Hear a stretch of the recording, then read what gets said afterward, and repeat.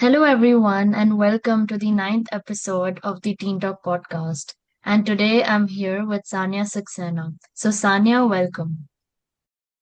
Thank you for having me. It's a pleasure to be in your podcast. Of course. So, before we begin, would you like to, tell everyone a little bit about yourself? Yeah, sure. So I'm Sanya. I like to call myself a globetrotter because I have lived and studied in a lot of different 5+ countries and traveled to over 40. I love traveling. I love learning something new from like every person I meet. And I also recently published a book last year. It's called Teenage Chronicles. It's about the roller coaster of emotions we go as teenagers, not even teenagers, just as young adults, trying to navigate life from anxieties to friendships to love. You have the good and the bad and the ugly, everything in between. I really wanted to be that voice for people who went through the same thing. And yeah, currently I am working at Disney. It has always been my dream job, and it is really good seeing it coming to life. And yeah, that's about me. Well, that's really nice to hear. Firstly, welcome and all the best for your dream job at Disney. So, yeah, so let's just dive right into our episode today. On the topic of, teenage insecurities and social media and all of that. So the first Mhm. question is like, how can essentially a teenager or just anyone in general kind of deal with any insecurities that they have when they enter a new environment? So, for example, for me, I have for the longest time been really insecure of my accent for some reason. Like, Mhm. I've always felt like people are going to judge my accent. Yeah. So it's been really weird. So how can Mhm. someone deal with whatever insecurity they have, whether it's, their physical beauty, anything, just anything of that sort? That's a great question to start with. I think insecurities love to whisper at the back of our minds, like what if you're just not good enough? I've definitely been there myself. When I first landed in DC, for my job at Disney, I felt like literally like a tiny fish because I was in a workplace where I was the youngest one. I know even now my team members, most of them are dads and moms with 20 plus years of work experience. So you feel a lot very judged, like are my ideas even gonna be heard, or am I gonna be good enough? What helped me with this similar kinds of insecurities is controlling the controllables. That's something we learn in Seven Habits by Stephen Covey. Like, you're not always responsible for the version of yourself that exists in other people's minds. But as long as, I'm working my 100% in this case, it's like asking questions. Like, I literally go out of my way to schedule one-on-ones with people from teams that I'm curious about. Um, Going above and beyond, not just like, here's what you need to do, Sanya, but like going a step further, delivering on time. As long as I'm doing these things, then my worth, like self-worth, it really isn't up for debate. Like, doing your best, controlling the controllables. Again, with like accent, it's like, of course, people are gonna have their opinions, but like as long as you are doing your best, that's really something that you have in control, other than other people's opinions. I would also like to add, like, when you enter a new space, whether it's a new school, I've moved around so many, more than 5 schools in my life, the new job. Um, it's a lot of uncertainty, and we fear a lot when we don't know what we're kind of going into. And in moments like that, I find that having a small routine that helps me feel grounded. Like for me, that's having a breakfast that makes me want to get out of bed in the morning. For me, it's my chocolate oats. Like I have that every day. It's just like the reason why I'm saying that is because in a world where so much is outside of your control, have something that is in your control. Like morning routine really sets your tone for the rest of the day. I feel that in my 9 to 5, I feel that every day. Like I want to at least wake up on the right side of the bed, not just literally, but like have a good breakfast, do my hair nicely, look good, feel good. So at bottom line, I would say is in when there's so much out of your control, have these little things that will always be in your control, and that makes you feel so much more confident. That is so well put. And the line that you said, if there's so much things that's out of your control, do something that's in your control. Like, I think I needed to hear that at least. Yeah. Because a lot of times, for example, even the smallest of things, like for example, if I have a test next week, It's Yeah. always, oh, like, will the examiner be nice? Will the paper be tough? Will this be Yeah, that? We're always thinking of things that are outside our control rather than things we can actually control, such as how well I study, what's my routine, exactly. all Yeah, of I those agree. things. Absolutely, like those are definitely things which are in your control, is how well you study. So I would Mhm. say that yes, do things that are in your control, because things that you can't control, there's no point thinking about it. It's just stupid. So yeah, I Right. love how you said that. Like that makes so much sense. Another reason why people feel really insecure or all of those feelings that we have is because of, unfortunately, what we're exposed to, especially on social media. Like it's an unfortunate reality that there are kids who are so young, like 2 years, 3 years, who have been given iPads and Yeah. devices, and it might look like, oh, my child is quiet and he's not crying and she's not throwing a tantrum, but you're actually making a disaster when you give a child that young a device, for example. And if they're exposed to like the wrong side of social media, they start Mhm. like having these ideas of like beauty standards, and they start comparing themselves with others. And Yeah. I don't know about what guys see on social media, but for girls it's this. Like for example, for myself, like growing up, I was a very chubby kid, very overweight. Yeah. And I would see these people on like, I think, YouTube and Instagram, who had really fit bodies, and they were Yes. really, they're in their fitness girl era or whatever. Yeah. And I would start looking at that and I'm like, why can't I look like that? How is Mhm. she so pretty? And I would actually start starving myself because Mhm. of seeing all of that. I'm like, okay, if I need to look like her, I need to stop eating all of these things that I'm eating and Yeah. just starve myself. And God knows what all stupid, silly things I've done. Like, my mom Mhm. used to see all of that and she'd be like, what are you doing? Like, Yeah. eat. Mhm. So, yeah, it's just sad, of the things that people are exposed to these days on social media. Another reason why people feel really insecure, I feel, is because of the things that people in family gatherings point out. Like, have you noticed that when you go to a family gathering, the first thing an aunt or an uncle tells you is, oh my God, you've lost weight, or oh my Yeah. God, you've gained weight. And it's always like them pointing out your insecurities. Like, for example, if I have a pimple or an acne spot, like somewhere on my face, they point it out, like, why are you pointing it out? I know I have it. Yeah. So like Mhm. it kind of like makes you more conscious, because you're like, okay, they're my family, they won't point it out, they'll be nice about it, but they're actually the first bullies that you might possibly have. Mm.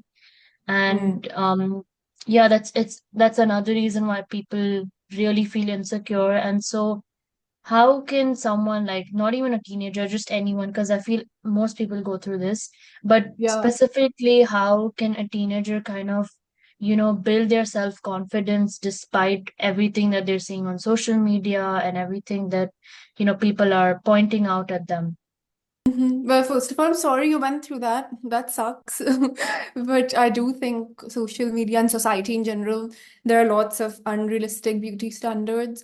Yeah, But over the years, for me, like confidence and beauty, they're more than skin deep. Like it's really about how you are as a person and also about how you make others feel about themselves, like how you treat others around you. Like I have been around friends who, girls and guys, who literally remember like a book that I read from months ago and they like bring it up because it matters to me.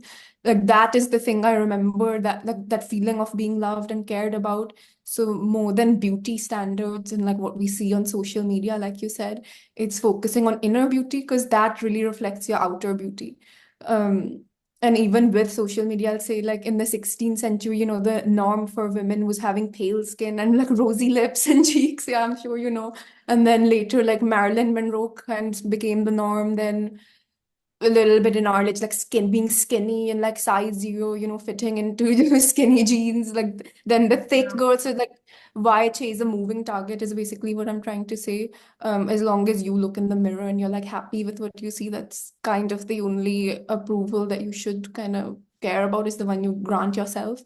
And I really relate to the thing you said about like body insecurity because I have had that as well. My body has gone through phases. Like I was born skinny, like underweight. I was a premature baby with my twin sister. We were born in 7 months.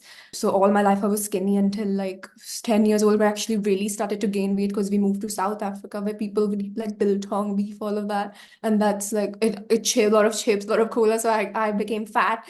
And then in like college life, I again became thin. Then I finally found this phase where I'm actually happy with myself. I explored like I want to be vegetarian because I it just doesn't suit me to be like non-veg.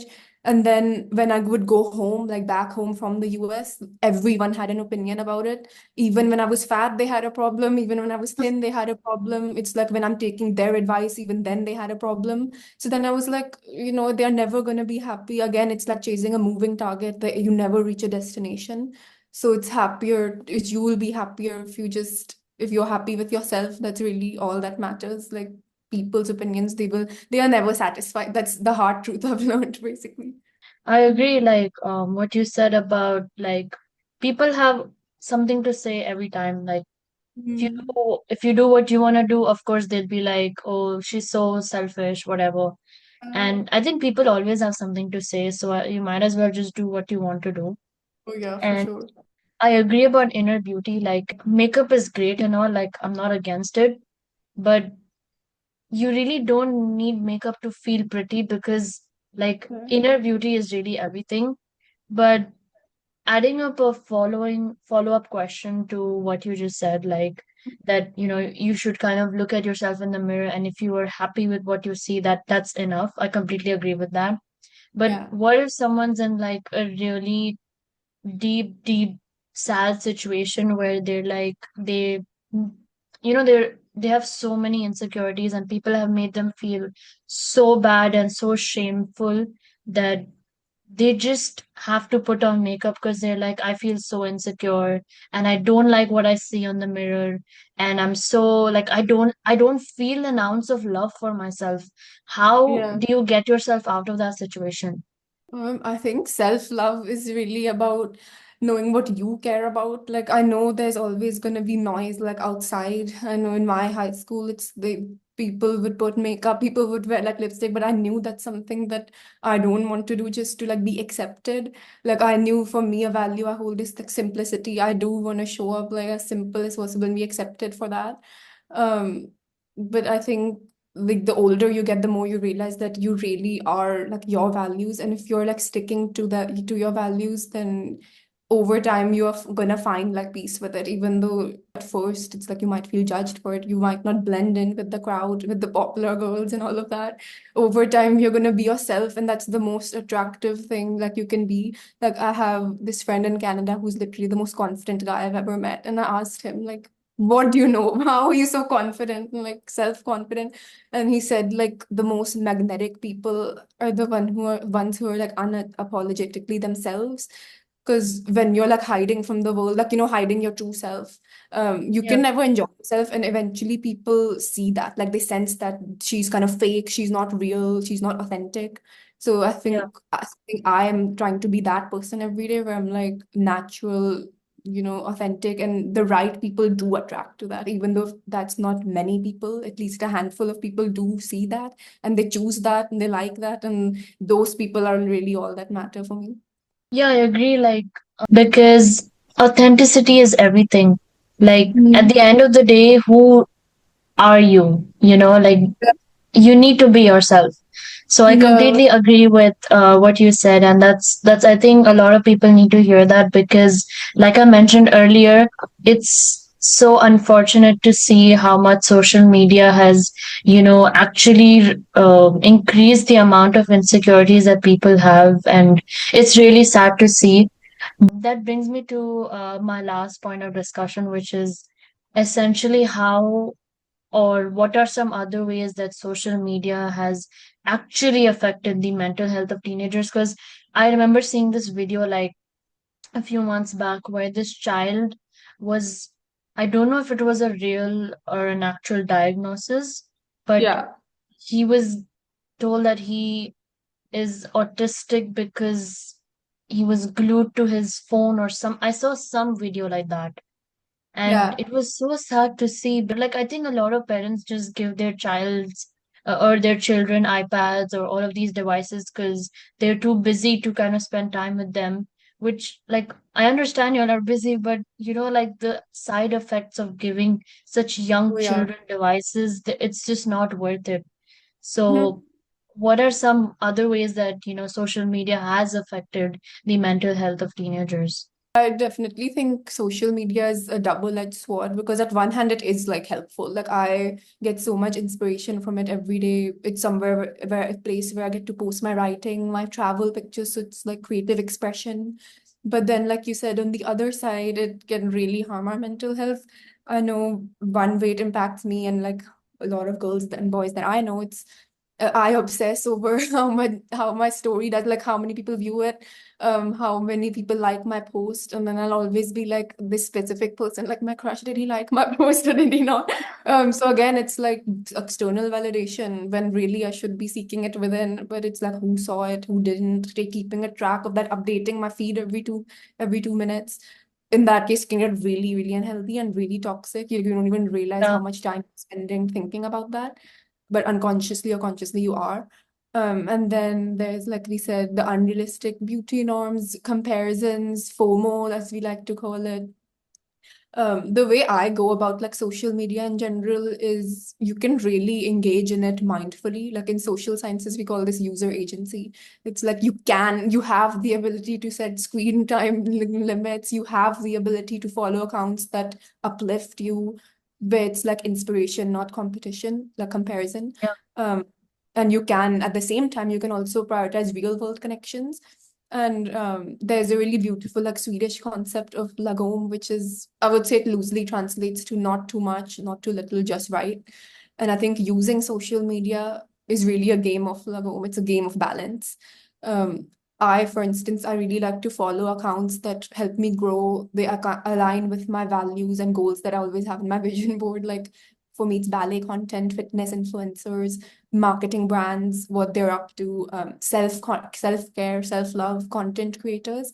And this really keeps my feed healthy rather than toxic, and I'm not over consuming. And I definitely have screen limits as well, screen time limits as well. So I think bottom line is that social media, it really doesn't have to be this villain that we all have made it. I think it yeah. just needs direction, and that really comes from you, like as a user of it. Yeah, absolutely. I agree with you because a lot of people have this very one-sided approach to social media where they're like, oh, social Yeah, media is bad. It's bad, destroying yeah. generations. But I think, like you said, mindful usage of Instagram or any social media platform, it really helps. Like you said, follow accounts that help you grow, just Yeah. content that you feel is really uplifting for you. Mm-hmm. Screen times, set like a set amount of time that you feel is healthy for you. This is me saying it when I have such a low screen time. But yeah, like right now is something that's going on is Instagram Reels. Like when Mm-hmm. we keep Yeah. scrolling, like I have noticed with like, half an hour passing by, I actually don't have the capacity to watch a video longer than a set amount of time and I just Yeah. scroll in. It has affected my attention span so much. And yeah, that's another really like really sad part of Instagram that my attention spans are actually reduced. So, like you said, with mindful usage and setting a certain amount of time that you use social media really helps. Another thing that really helps is that when you wake up, do not check your phone immediately. Like maybe for an hour or hour and a half, 2 hours, do something else, like maybe like read, go have your breakfast, like you said, do your morning routine, all of that stuff that you need to do. I think that really helps. With time, you'll not even feel like checking your phone in the morning. You're like, no, I know this is not right for Yeah. me because I have had days where I've checked my phone the first thing in the morning, and I've noticed that I actually feel really bad. Like I don't feel that great. And Yeah. yeah, these are some really important points to keep in mind. Yeah, And it I was was great really speaking to you. shocked to I was reading the other day that now humans have a shorter attention span even than goldfish. Like goldfish have an attention span of 9 seconds, and I think ours was like 7 point something seconds. And I was like, what have we done to ourselves?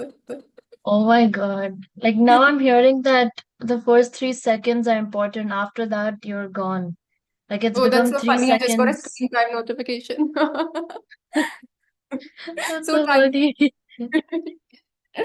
All Yeah. right, Sanya, it was great speaking to you. Like, I really learned a lot. I think these are things which even everyone listening has benefited from. So, thank you so much for, coming and sharing your wisdom and insights with us. And it was great speaking to you. And we Yeah, finally made this happen after like months. thank you so much. I had a really fun time. Thank you, thank you, thank you everyone for listening. And we see you all in the next episode.